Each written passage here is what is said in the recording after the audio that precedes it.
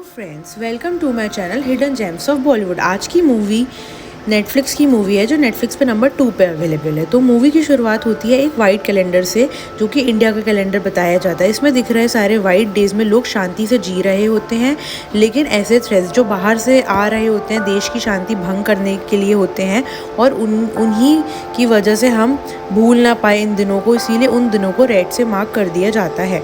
इन खतरों को रोकने की लड़ाई में इंडिया कई मिशन पे काम करती है ताकि कैलेंडर में एक भी दिन रेड से मार्क ना हो पाए।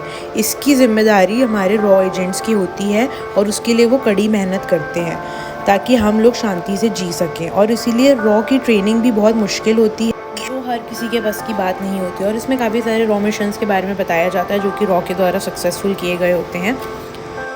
अपनी सक्सेस का मेन रीज़न सिर्फ ट्रेनिंग को बताया गया होता है। नेक्स्ट सीन में हम देखते हैं कि ये एक प्रॉब्लम की बात कर रहे होते हैं, जो कि एक क्रूशियल प्रॉब्लम होती है मिशन को पूरा करने के लिए। एक शिप देखते हैं जो सी से होते हुए इंडियन बॉर्डर में घुस रही होती है, और इन लोगों को इस बात का डर होता है कि कहीं फिर से एक वाइट दिन रेड पे ना बदल जाए, क्योंकि इन्हें नहीं पता होता है कि कौन क्या प्लान कर रहा होता है। फिर हम नेक्स्ट सीन पर जाते हैं जहाँ पर एक आदमी का सर बोरे से ढका हुआ होता है, उसको फिर गोली मार दी जाती है। लेकिन गोली मारने के पहले उसका नाम जैक बताया गया होता है, और वो बोल रहा होता है कि ये चाहे जो भी बोले अपनी स्टोरी तो मैं खुद लिखूँगा। अब इस सीन से हमारी मेन मूवी की शुरुआत होती है, जहाँ हम देखते हैं कि एक अंकल को किसी से मिलने ले जाया जा रहा होता है, किसी ख्वाजा भाई से मिलने।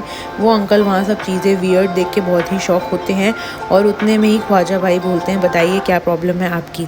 मैं क्लाइंट्स की प्रॉब्लम इस कोने में बैठकर सॉल्व करता हूँ। फिर उतने में उनका एजेंट बोलता है कि ये प्रसाद साहब है जो यूट्यूब पे बहुत फेमस हैं और इंश्योरेंस कंपनी में भी काम करते हैं। फिर ख्वाजा भाई उनके यूट्यूब चैनल पर एक्सप्लोर करते हैं। उतने में फिर असिस्टेंट बोलता है कि इनकी वीडियो बहुत अच्छी होती है भाई। उतने में भाई बोलते हैं मालूम है, रिस्क एनालिस्ट हैं और 1.3 मिलियन फॉलोअर्स भी हैं। फिर अंकल अपनी प्रॉब्लम बताते हैं।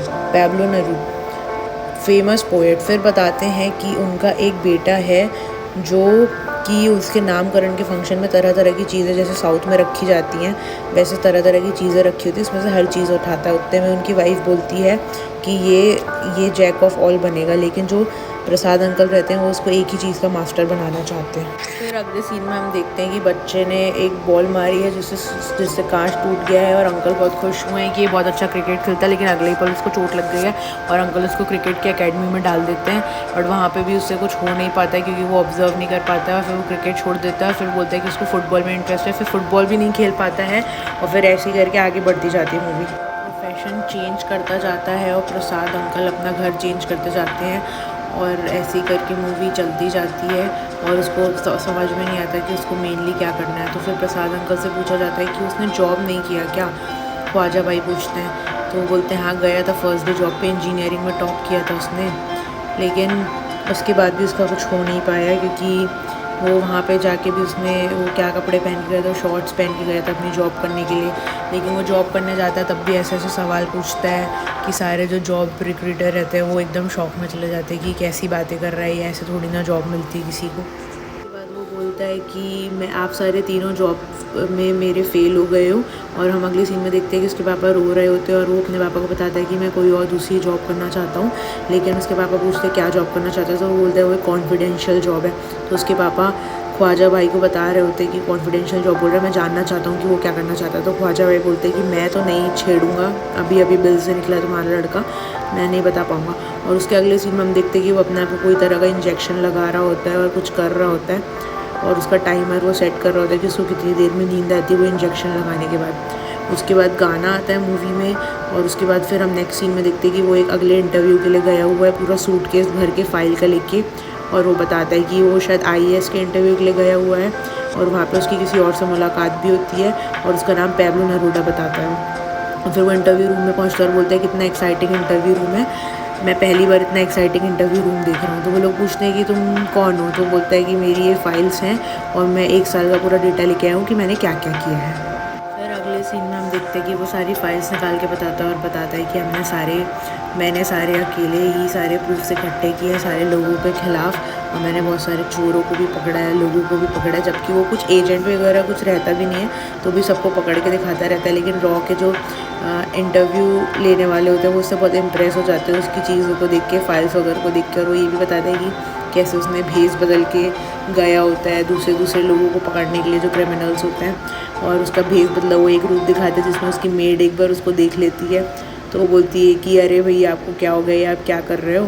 और फिर उसको गुंडे बहुत पीटते भी और वो सबसे पिट भी जाता है और वो उल्टा बैक वार भी नहीं करता है, उसको पीट पीट के वो लोग थक जाते हैं। उसके बाद फिर उसको पता चलता है कि उसके पापा उसके पास स्पाई कर रहे हैं, तो वो उसको भी देखता है और इंटरव्यू में वो सिलेक्ट हो जाता है। वैसे तीनों लोग उसको इंटरव्यू में सिलेक्ट कर देते हैं। फिर उससे पूछते हैं कि तुमने रॉ क्यों चुना है, तो वो बताता है कि मैं इंडिया के ऊपर रह के रॉ एजेंट बनना चाहता हूँ, जब तक मैं रॉ एजेंट बन नहीं जाता तब तक मेरे देश का ख्याल रखना।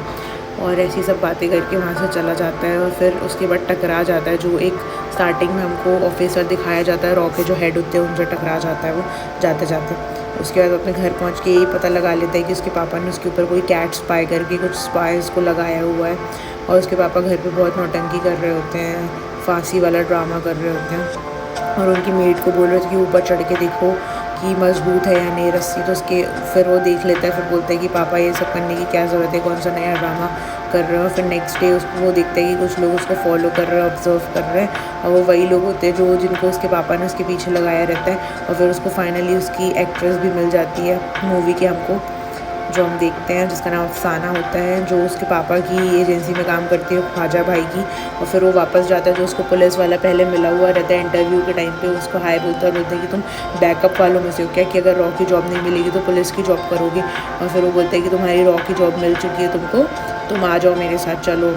तो फिर वो उसकी जॉब छुड़वा देता है पुलिस वाली और उसको अपने साथ लेके चला जाता है। और फिर बताता है कि देखो ये वीडियो इंटरनेट पे डल के डिलीट हो गया था और इसमें ये बोल रहा था कि ये मतलब पूरी तरीके से तैयार है एक क्रिमिनल बनने के लिए या टेररिस्ट बनने के लिए। फिर अगले सीन में हम देखते हैं कि वो उसका वॉलेट चुरा लेता है पैब्लो और उसमें डाल देता है पुलिस वाले की जेब में। और उसको बताता है कि जैसे बटरफ्लाई इफेक्ट होता है, और उसने ट्रैकर डाल दिया है। और उसको बताता है कि जैसे बटरफ्लाई इफेक्ट होता है वैसे रिवर्स बटरफ्लाई इफेक्ट भी होता है। और उसी टाइम हम देखते हैं कि जो रॉ के एजेंट है वो बहुत टेंशन में, क्योंकि कहीं और कोई अटैक होने का चल रहा होता है। और वो देखते हैं कि शिप से बहुत ज़्यादा कंसाइनमेंट आया होता है जिसमें बहुत ज़्यादा वेपन्स होते हैं। तो जो वो पॉलिटिशियंस को डिस्कस कर रहे होते हैं कि हमें क्या करना चाहिए, तो बोलते हैं वेपन सीज़ कर लो। तो वो बोलते हैं कि नहीं, वेपन सीज़ करने से कुछ नहीं होगा, क्योंकि ये लोग पता नहीं कुछ और ही प्लान कर रहे हैं और हमको पता लगाना होगा। और उसी के नेक्स्ट सीन में हम देखते हैं कि जो वो रहता है, जो एक फ्री वुल्फ रहता है, वो जा रहा होता है, उसी का पीछा वो कर रहा होता है पैब्लो हमारा। पैब्लो को हम लोग प्यार से जैक बोलेंगे ताकि हमको जल्दी अच्छे से समझ में अंडरस्टैंडिंग होते में। उसका एक जैक का एक्सीडेंट हो जाता है और जैक गिर जाता है, और जो लड़की होती है अफसाना, उसी से उसका एक्सीडेंट हुआ होता है। लेकिन वो अपना नाम भानुमति बताती है और बोलती है कि इसकी कमर में चोट आ गई है, और बोलती है कि तुम क्या जेब कतरे का ही काम करते हो क्या, हमेशा सबकी जेब काटते रहते हो। तो बोलता है नहीं नहीं, ये तो मेरा पार्ट टाइम जॉब है। और फिर वो उसको हॉस्पिटल लेके जाता है भानुमति को, क्योंकि उसकी कमर में मोच आ गई होती है और वो वहीं पे बेहोश हो जाती है। उसके बाद हम अगले सीन में देखते हैं कि कुछ टेररिस्ट लोग कुछ प्लान कर रहे होते हैं और फिर हमको अलग अलग सिटीज़ का सीन दिखाया जाता है। उसके बाद हम देखते हैं कि रॉ कुछ लोगों का पीछा कर रही होती है, जो कि ट्रक में शायद वेपन लेके आए होते हैं और उनको कलेक्ट करना होता है उनके वेपन।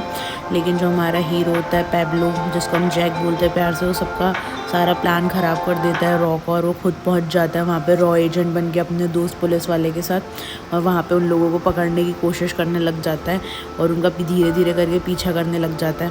और पीछा करते करते उतने में उसको पता चलता है उसकी जो गर्लफ्रेंड है, जो उसको मिली रहती है, जो अपना नाम भानुमति बताती है, वो जाके उसी बंदे को, जो बंदा टेररिस्ट ग्रुप से बिलोंग करता है, उसको जाके बता देती है कि 2 लोग तुम्हारा पीछा कर रहे हो। तो वो डर जाता है।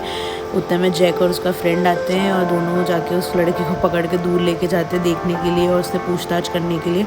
और वो पूछते हैं उससे कि क्या भाई तू यहाँ पे क्या कर रहा है, किसने तुझे बुलाया है, क्या किया है, और सब करके उसका पीछा करने लग जाते हैं। वहीं पर रॉ की टीम जो रहती है वो भी एफर्ट्स मार रही होती है उनको पता लगाने के लिए, ड्रोन वगैरह भेज रही होती है। लेकिन उतने में सारा काम जैक कर चुका होता है और वो दो जो लोग रहते हैं जिन्हें फ़ोन किया रहता है उनको पकड़ चुका रहता है। उसकी रिंग में एक डिवाइस होता है जिसमें से एक तलवार टाइप की निकलती है, जिससे आदमी बेहोश हो जाता है। और ऐसे करके वो एक दूसरे टेररिस्ट को चुभा देता है और उसको पकड़ लेता है और बेहोश करके ले जा लेता है। और ये सारे सीन उसकी गर्लफ्रेंड भानुमति देख रही होती है उसके पीछे से। उसके अगले सीन में हम देखते हैं कि जो टेररिस्ट रहते हैं वो एक दूसरे से बात कर रहे होते हैं, एक दूसरे को इन्फॉर्म कर रहे होते हैं कि हमको सारे मिशन अब अबॉर्ट करने पड़ेंगे। और जो रॉ वाले रहते हैं वो ढूंढ रहे होते हैं कि किसने उठा के लेके गया दूसरे टेररिस्ट को, लेकिन उनको पता ही नहीं होता कि कोई जैक उठा के लेके गया। और वो एक जो वो रहता है लोन वुल्फ, उसको उठा के लेके आ जाता है और उससे पूछताछ करते, तो बोलता है मैंने सारी चीज़ें जैक सर को बता दी। और वहीं दूसरे साइड पे जैक अपना इंजेक्शन लेके, सिडक्टिव लेके लगा रहा होता है उस टेररिस्ट की बॉडी पे, हर जगह पे उसको इंजेक्शन लगा देता है कि जैसे ये थोड़ा सा भी हिलेगा डुलेगा वैसे ये खुद 2 घंटे के लिए बेहोश हो जाएगा। उसकी पूरी बॉडी पे सुइयाँ चिपका देता है वो।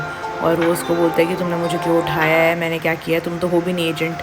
ये बोलता है कि उसका फ्रेंड बोलता है पुलिस वाला कि हमें सारी बातें बता देनी चाहिए रॉ वालों को। तो बोलते हैं इतनी सी बातों के लिए रॉ को क्यों परेशान करे। वहीं उसकी गर्लफ्रेंड भी पीछा कर रही होती है, सारे पुलिस वाले चेक कर रहे होते हैं सीसीटीवी फुटेज, और जो टेररिस्ट रहते हैं वो भी चेक कर रहे होते हैं सीसीटीवी की, उनको पता तो चले किसने उठाया है। और लास्ट में उनको ये चीज़ पता चलती है कि उनको रॉ वालों ने भी नहीं उठाया, और रॉ वालों को पता चलती है कि वो भी गायब है और वो भी ऐसी सीसीटीवी ढूंढ रहे, तो उसको उठा के कौन लेके गया है किसी को समझ में नहीं आता, जबकि उसको उठा के जैक लेके गया होता है बीच से।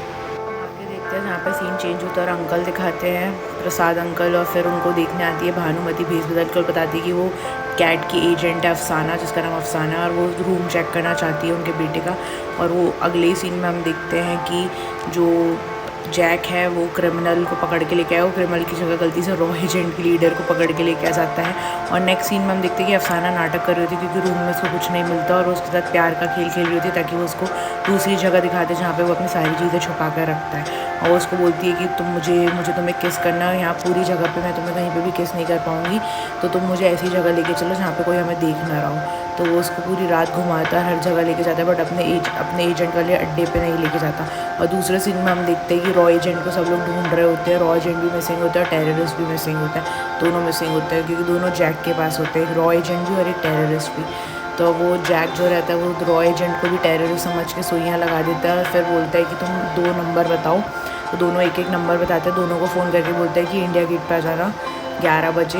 रॉ एजेंट को भी बोलता है और टेररिस्ट को भी फ़ोन लगा के बोलता है, तो दोनों बोलते हैं ठीक है कल मिलते हैं। और अगले ही दिन वो एक कैफ़े में जाता है, बुर्का पहन के भेस बदल के आया हुआ रहता है। बाकी की कहानी देखने के लिए लाइक और सब्सक्राइब करना ना भूलें ताकि हम इसी तरह और कहानियाँ बनाते जाएँ और आपको सुनाते जाएँ। Thank you very much.